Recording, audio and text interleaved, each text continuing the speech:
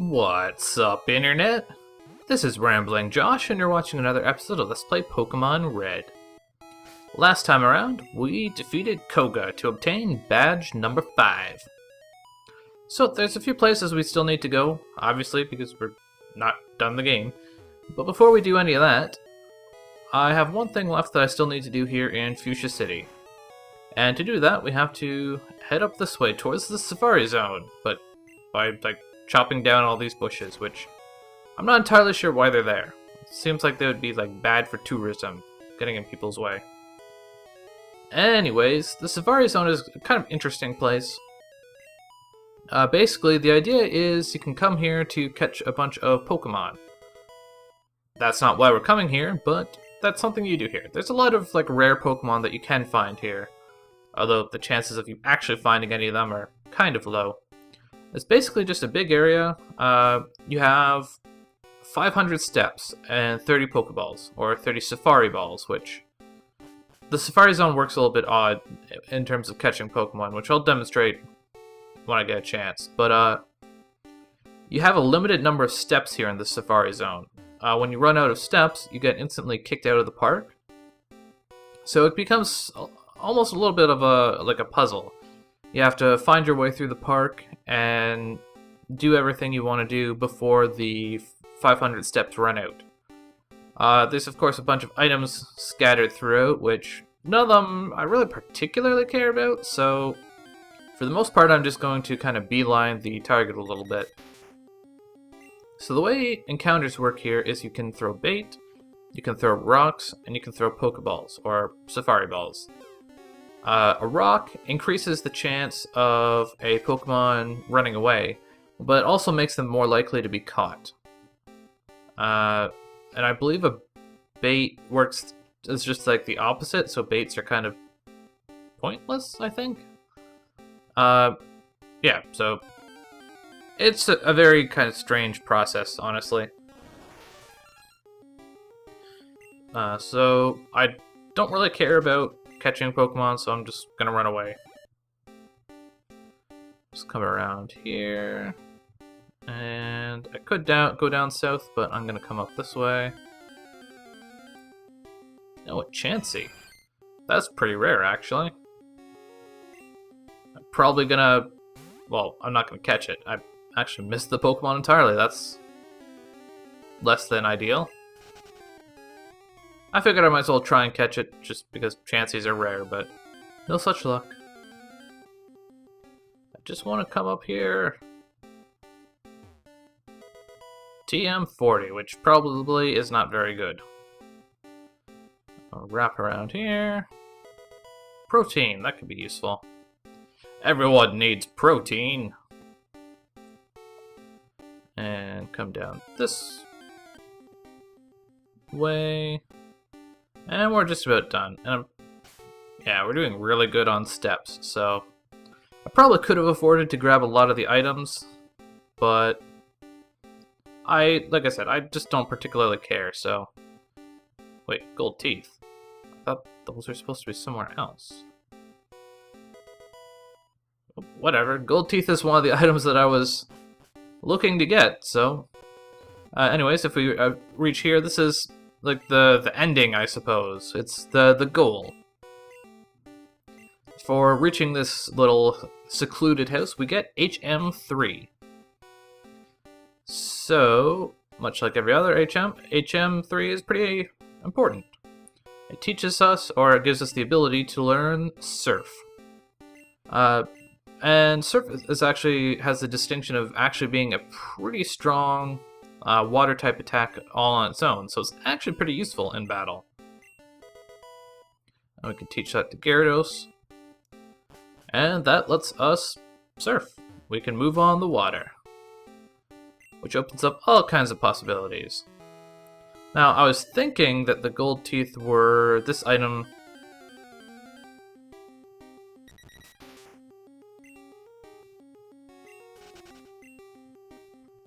Down here, but apparently that's a max potion, so whatever.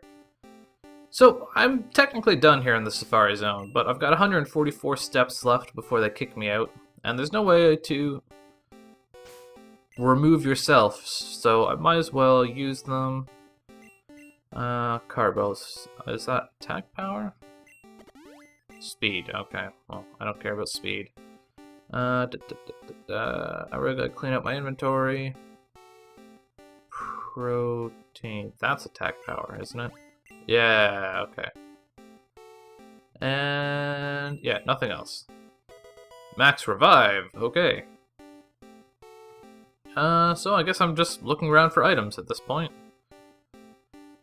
Just in case I happen across anything that I missed. I can grab that. You're mine! Nugget! Because I need more money. Okay, well, I think I'm just gonna cut to where I get kicked out of the park now. And that is the end of our safari adventure. But it's all good. We got all the things that we needed. So... oh, the item menu doesn't loop? That's lame. Hop on our trusty bicycle, and we gotta head back down to the south.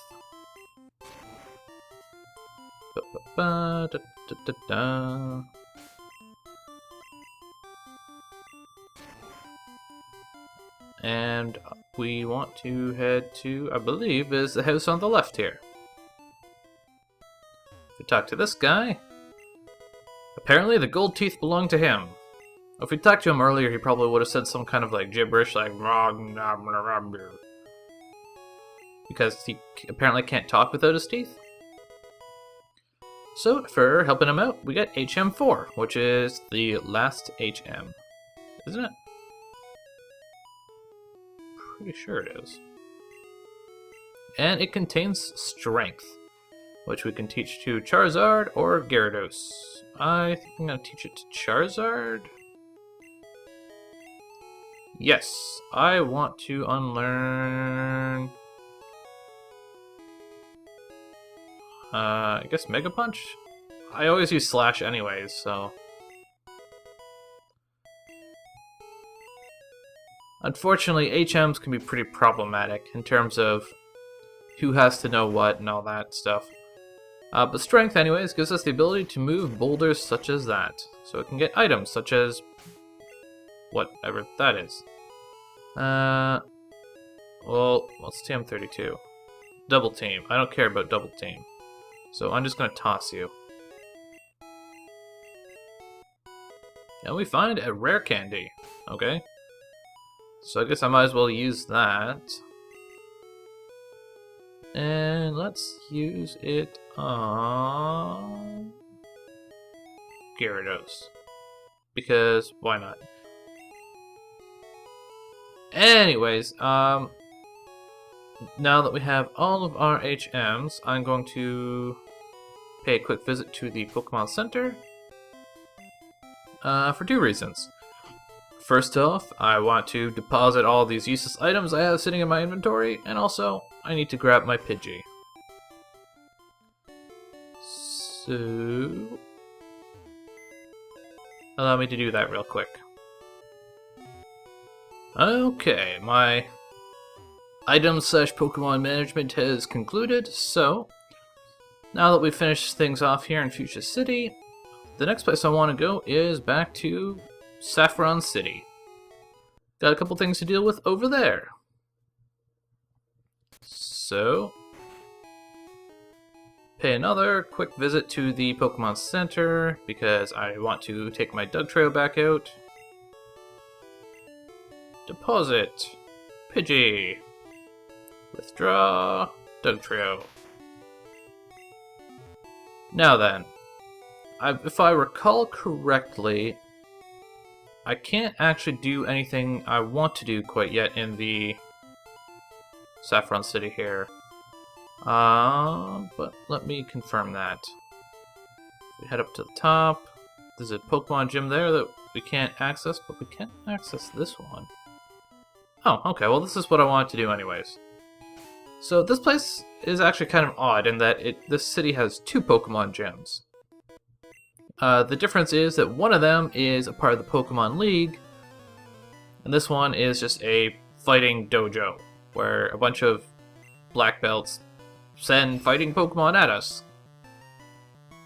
So,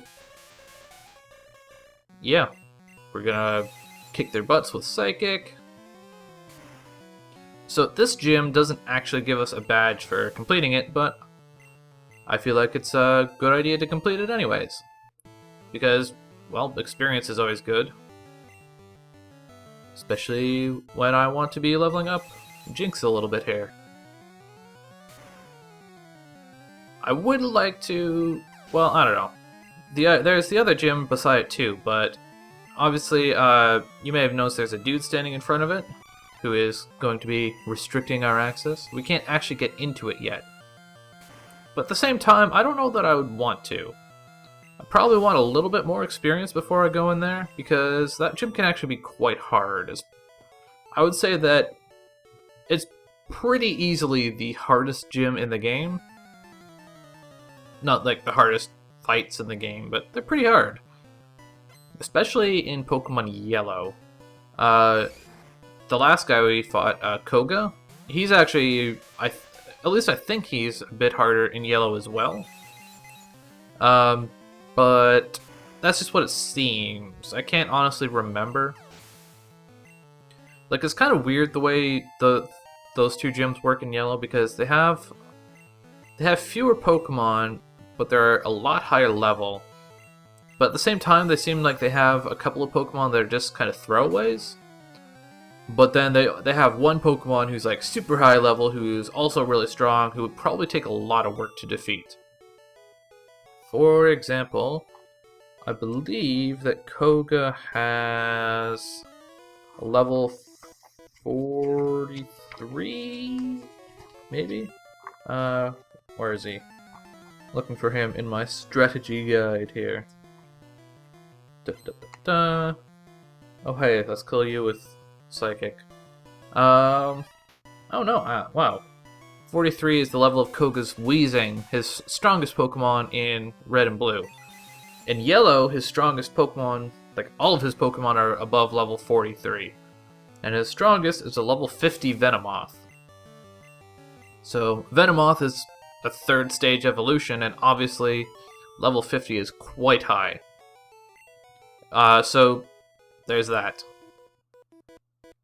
Horg, take your shoes off. Okay then.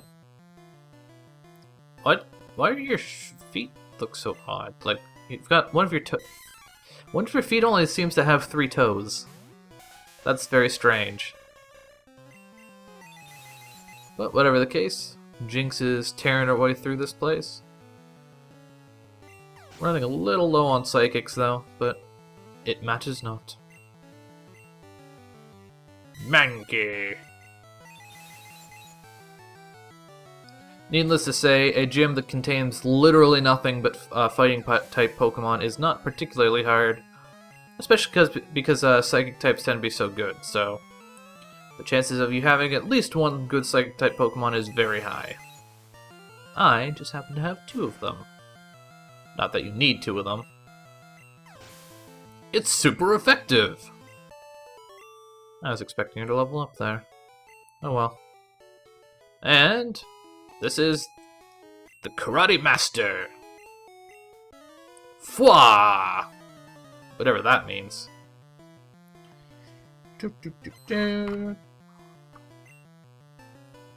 Hitmonlee!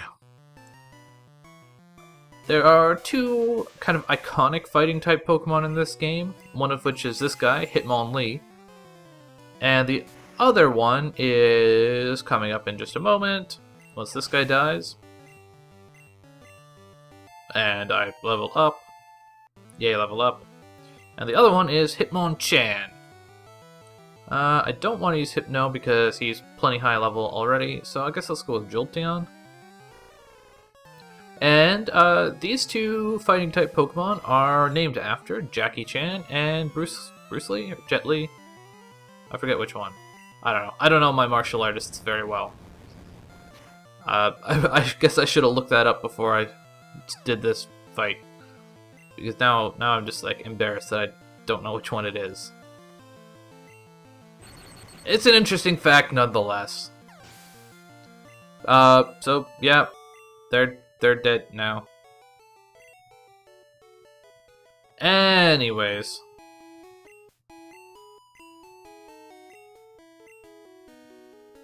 So, we get to choose between Hitmonchan and Hitmonchan as our reward. I tend to prefer the Hitmonchan. I'm just trying to think. As far as their stats go, I think Hitmonchan focuses more on speed, which is not something that I particularly care for. Whereas Hitmonchan, I believe, has a little bit more balance of like a little more strength and all that stuff. So that's more what I prefer my Pokemon to stats to look like. But also, Hitmonchan has a pretty interesting dispersal of abilities. He actually learns a lot of Elemental Punch abilities. So you can have him know, say, Fire Punch, Thunder Punch, and Ice Punch. And then, like, Comet Punch or something. Or Mega Punch, or whatever. And obviously, you know, that gives you a lot of different elements at your disposal, which can be pretty handy. So, why are you blocking this door? I don't recall what's actually in there. Or, huh? What's up here? Nothing? Nope, nothing. Okay. So anyways, that's one of the things that we wanted to do here in Saffron City, but there's a couple more. The most important of which is that, well, I'm not sure when this guard falls asleep, but at one point if you come here, he's actually standing in front of this is the Silphs office building, and he won't let you in, but at some point at least he falls asleep, and now we can access it. So this is a giant office building, and giant is an understatement, I guess. It's a very big building, and it is under the control of Team Rocket. So it's basically a dungeon. Kind of like the Celadon City game corner, but bigger and a lot more confusing. Did I go back to the Pokemon Center? Yeah. So now who do I have at the front? Well, obviously Lolo. Or Lola. Jinx. Her name is Jinx. I mean, I guess I'm fine just keeping with using Jinx. Well, if it's gonna be flying types, let's switch over to Jolteon. So, I'm gonna be totally honest, I don't actually know my way through this place very well. I did at one point, but that was a long time ago, and this place is pretty confusing. So, for now, I'm just gonna bumble around a little bit and kill some dudes, free up the, well, just kill some dudes, free up the path a little bit, and I'll look at the maps and stuff in between episodes and figure out what I'm doing then. Let's switch to Dugtrio. He's still a little bit low on level. Surely Dugtrio can handle a level 25 Raticate. And thus it was so. Oh man. Zubats. Love them Zubats. Because they definitely weren't pathetic like, I want to say 12 or 13 episodes ago. Here's a hint. They were. Why is your hand so strange? You only have 3 fingers. Apparently you can't draw appendages very well when you only have... Well, actually, come to think of it, I don't know what size these sprites are. You're not Team Rocket, you're a scientist. Why are you fighting me? Don't you, like, work here? Aren't they, like, holding you captive or something? I don't really want to use Psychic on this guy, so let's give Ice Punch a shot.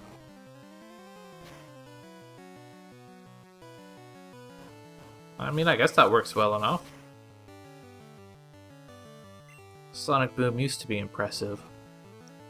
Now it's just mildly annoying. It's still probably more damage than they would do with a normal attack.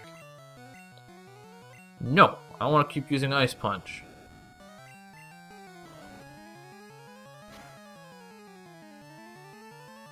Oh, well, that was a critical hit. I was gonna say, that's actually pretty impressive. The thing about Ice Punch is it's one of the few... okay, well, let's switch out for Magneton. Ice Punch is one of the few, like, elemental attacks that actually uses your attack stat. The same goes for stuff like Fire Punch and Thunder Punch. So that's kind of odd, but also kind of interesting. There aren't many attacks that function that way, especially in Generation 1. So the thing about Ice Punch is just that, obviously, Jinx doesn't have a particularly high attack power, so it's not going to be particularly effective, but it definitely works, especially if it's, like, it's good enough against an opponent who is weak against ice. Come at me, bro. What are you gonna do about it? Huh? You gotta try and make my Pokemon faint? You're gonna fail. Cubone, huh? Well, Cubone is ground type, and I believe ground type is weak against ice. Am I mistaken? I am not mistaken! Yay! Zubat. Oh, gotta give Jolteon a shot. Jolteon, the designated Zubat Slayer, or something. Gotta get that experience. The precious, precious experience. Yay! The experience worked. Tough. I'm not sure what that's supposed to mean, but whatever. So, one of the things about this area is that we need to find the card key to open up these grates. And aside from that, there are two main ways to get around the Silph Co. building. One is, of course, that we have the stairs here, and there's also the elevator. Can we use the elevator by default? I guess we'll find out. So we can go all the way up to floor 11, just without really doing anything. It's just available, like every floor is available to us by default. And I'm pretty sure I didn't actually go anywhere because I was already on floor 2. But that's okay. The other way to get around this building is if we step on these little tiles. They are warp tiles. So they take us to various locations. The problem is that it's just really hard to tell which floor you end up on after you take the warp tile. So it's kind of hard to figure out which tile leads where and where you are in the building at any one point in time. Which is somewhat unfortunate, but what are you gonna do? Well, look at a map when I have the time. That's what I'm gonna do. Electrode. Oh man, that's a scary face. Let's wipe that smile off your face. I would have been extremely amused if Electrode used self-destruct there. He like blows himself up and Dugtrio is underground when he does it. I think that might have made my day. Oh yeah, Slash! Yes, let us unlearn Scratch. I guess technically I could have unlearned Growl, but I'm not very likely to use Scratch either. And there are more dudes on this area. Of course, like I said, I have no idea what floor I'm on at this point. But, oh, one of the 4 Rocket Brothers. Oh man. I'm scared now.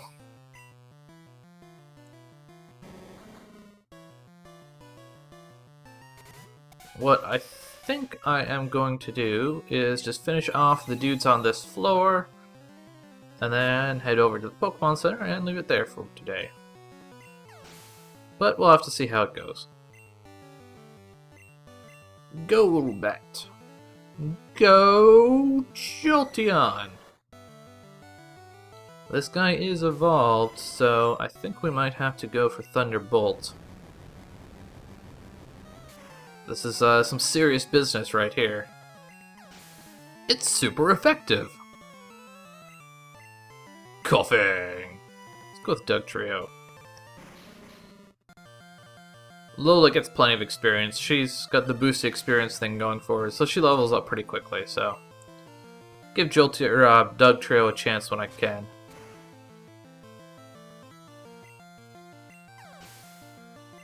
What level is Gyarados at? 35, I think?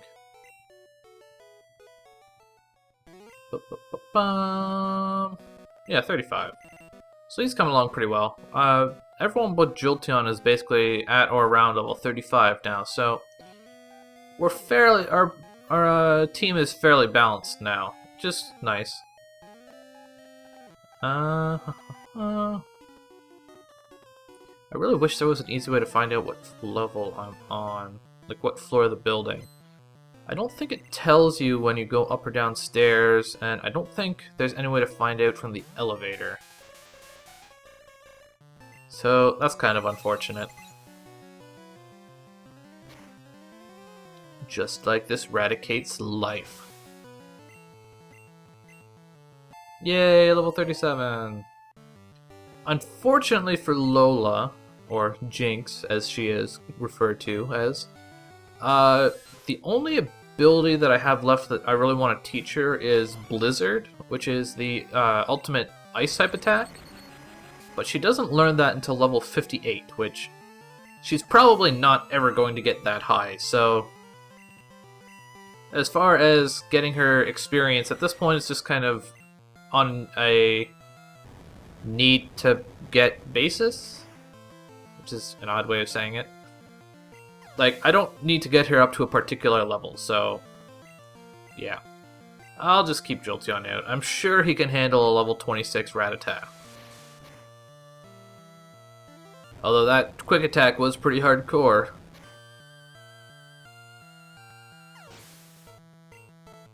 Alright then.